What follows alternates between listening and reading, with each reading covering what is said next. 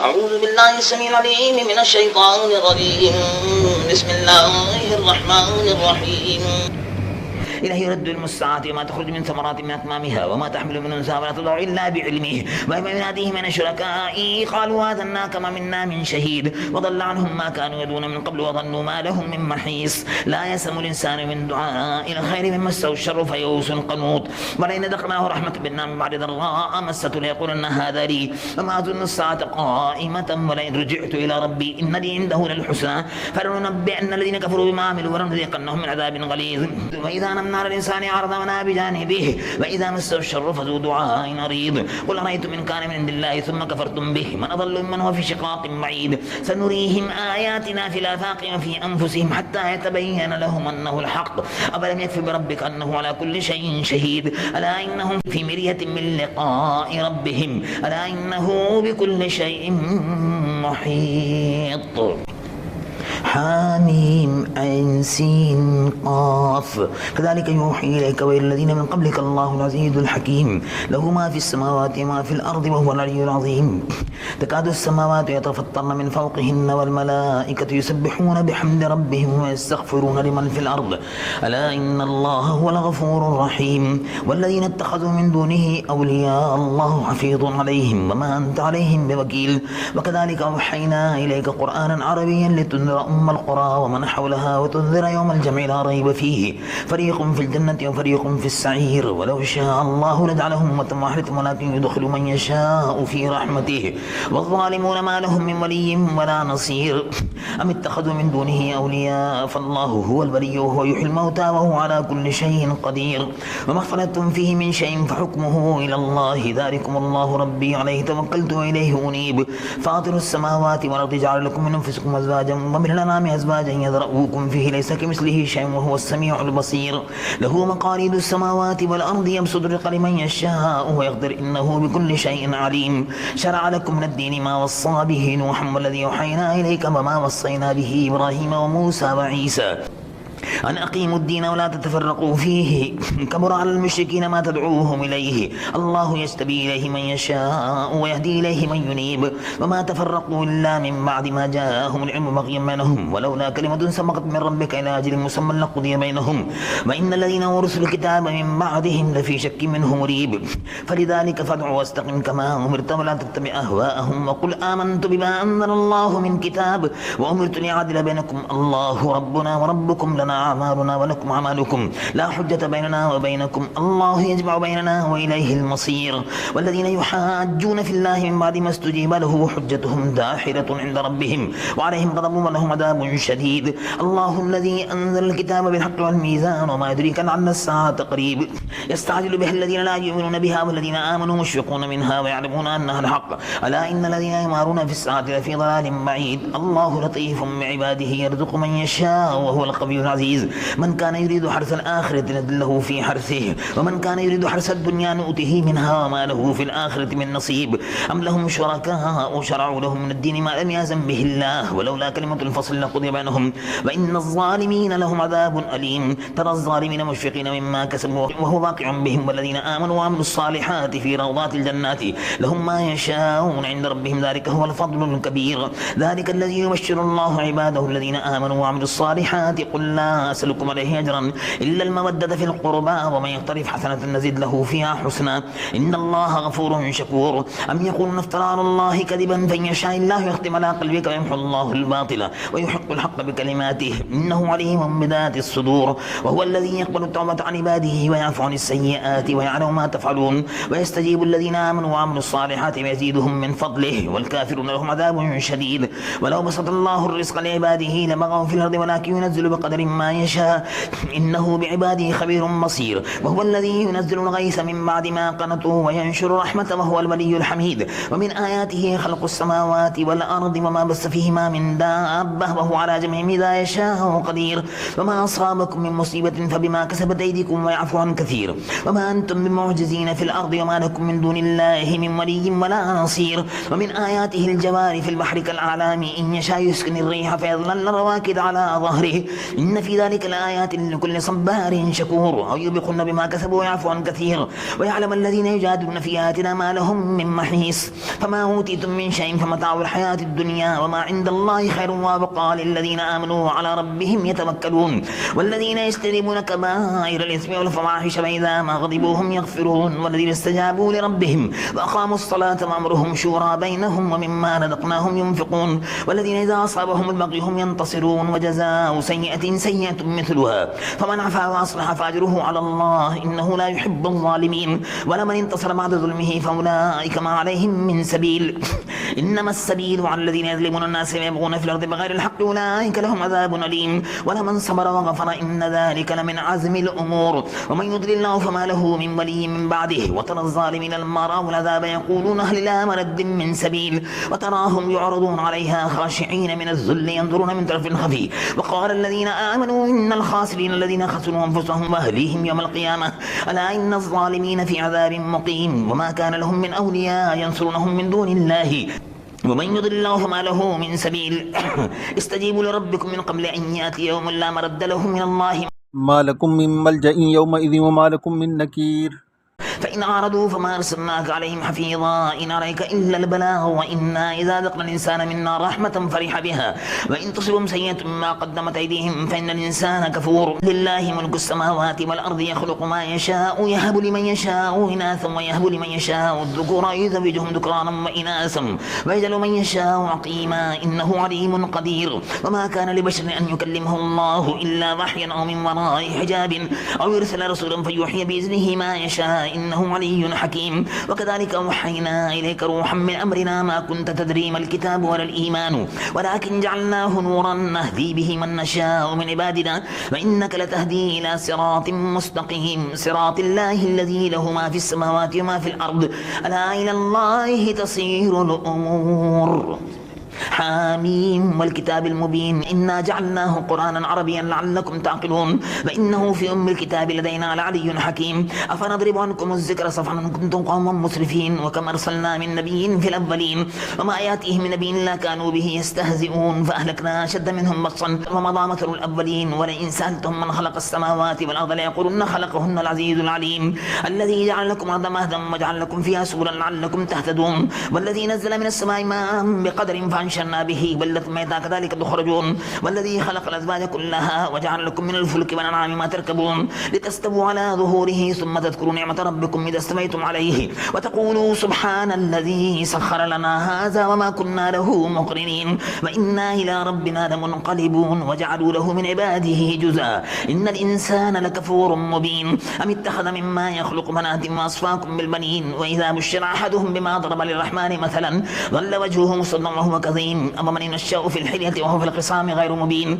وجعلوا الملائكة الذين هم عباد الرحمن إناثا شهدوا خلقهم ستكتب شهادتهم ويسألون وقالوا لو شاء الرحمن ما عبدناهم ما لهم بذلك من علم إنهم إلا يخرصون أما آتيناهم كتابا من قبله فهم به مستمسكون بل قالوا إنا وجدنا آباءنا على أمة وإنا على آثارهم مهتدون وكذلك ما أرسلنا من قبلك في قرية من نذير إلا قال مترفوها إنا وجدنا آباءنا على أمة وإنا على آثارهم مقتدون قال ولو جئتكم بأهدى مما وجدتم عليه آباءكم قالوا إنا بما أرسلتم به كافرون فانتقمنا منهم فانظر كيف كان عاقبة المكذبين وإذ قال إبراهيم لأبيه وقومه إنني براء مما تعبدون إلا الذي فطرني فإنه سيهدين وجعلها كلمة باقية في عقبه لعلهم يرجعون بل متعت هؤلاء وآباءهم حتى جاءهم الحق ورسول مبين ولما جاءهم الحق قالوا هذا سحر وإنا به كافرون وقالوا لولا نزل هذا القرآن على رجل من القريتين عظيم أهم يقسمون رحمة ربك نحن قسمنا بينهم معيشتهم في الحياة الدنيا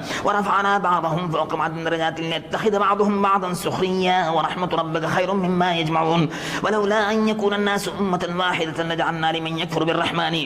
لبيوتهم سقفا من فضة ومعارج عليها يظهرون ولبيوتهم أبوابا وسررا عليها يتكئون وزخرفا وإن كل ذلك لما متاع الحياة الدنيا والآخرة عند ربك للمتقين ومن يعش عن ذكر الرحمن نقيض له شيطانا شيطانا فهو له قرين فإنهم لا يصدونهم عن السبيل ويحسبون أنهم مهتدون حتى إذا جاءنا قال يا ليت بيني وبينك بعد المشرقين فبئس القرين ولن ينفعكم اليوم إذ ظلمتم أنكم في العذاب مشتركون أفأنت تسمع الصم وتهدي العمي ومن كان في ضلال مبين فإما نذهبن بك فإنا منهم منتقمون أو نرينك الذي وعدناهم فإنا عليهم مقتدرون فاستمسك بالذي يوحي إليك إنك على صراط مستقيم وإنه لذكر لك ولقومك وسوف تسألون واسأل من أرسلنا من قبلك من رسلنا أجعلنا من دون الرحمن آلهة يعبدون ولقد أرسلنا موسى بآياتنا إلى فرعون ملئه فقال إني رسول رب العالمين فلما جاءهم بآياتنا إذا هم منها يضحكون وما نريهم من آية الله أكبر من أختها وأخذناهم بالعذاب لعلهم يرجعون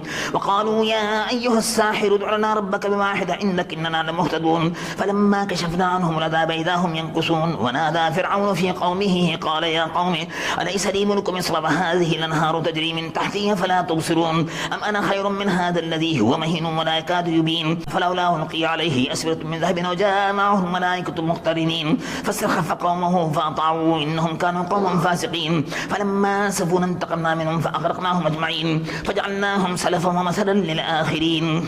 ولما ضرب ابن مريم مثلا إذا قومك منه يصدون وقالوا آلهتنا خير منه وما ضربوه لك إلا جدلا بل هم قوم خصمون إن هو إلا عبد أنعمنا عليه وجعلناه مثلا لبني إسرائيل ولو نشاء لجعلنا منكم ملائكة في الأرض يخلفون وإنه لعلم للساعة فلا تمترن بها واتبعون هذا صراط مستقيم ولا يصدنكم الشيطان إنه لكم عدو مبين ولما جاء عيسى بالبينات قال قد جئتكم بالحكمة وليبين لكم بعض الذي تختلفون فيه فاتقوا الله وأطيعون إن الله هو ربي وربكم فاعبدوا هذا صراط مستقيم فاختلف الأحزاب من بينهم فويل للذين ظلموا من عذاب يوم أليم هل ينظرون إلا الساعة أن تأتيهم بغتة وهم لا يشعرون الأخلاء يومئذ بعضهم لبعض عدو إلا المتقين يا عبادي لا خوف عليكم اليوم ولا أنتم تحزنون الذين آمنوا بآياتنا وكانوا مسلمين ادخلوا الجنة أنتم وأزواجكم تحبرون يطاف عليهم بصحاف من ذهب وأكواب وفيها ما تشتهيه الأنفس وتلذ الأعين وأنتم فيها خالدون